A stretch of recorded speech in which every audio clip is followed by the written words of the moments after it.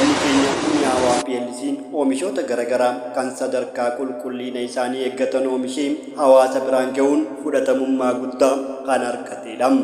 Keessattuu oomisha qorqorroo goojjoo jedhamuudhaan beekamuu fi mismaara daayimandii kan Itoophiyaa guututti jaalatamummaa guddaa horate oomishee gabaaf dhiyeessaa jira. Dhaabbanni mi'aawaa hawaasaaf dursa kennuudhaan lammiilee harka qalleeyyiidhaan gargaaruudhaan beekama. Akkuma maqaa keenyaa mi'aawaadhaan oomishni keenya. Teessoon keenya Dirree Dhawaa. Lakkoofsa bilbilaa asirratti eerame kanaan nuuf bilbiluu ni dandeessu. Duwwaa 931 filannoon keessan mi'aawaa haa ta'u. Dhaabbanni mi'aawaa import export PLC jedhamu kun dhugaadha. Dhaabbata gartee biyya tana keessatti qooda guddaa taphataa jiru tokko. Manni keenya mi'aawaa jedhamee beeka.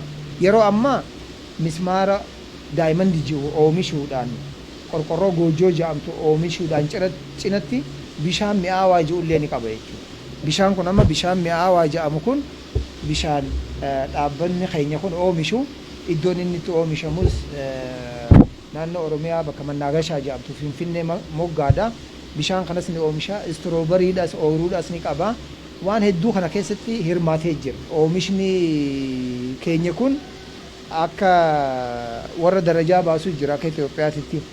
Isaan biraa yeroo hunda qulqullinni oomisha keenyaa kan eeggame ta'uu ragaadhaatu ji'a sadii hin dhufu.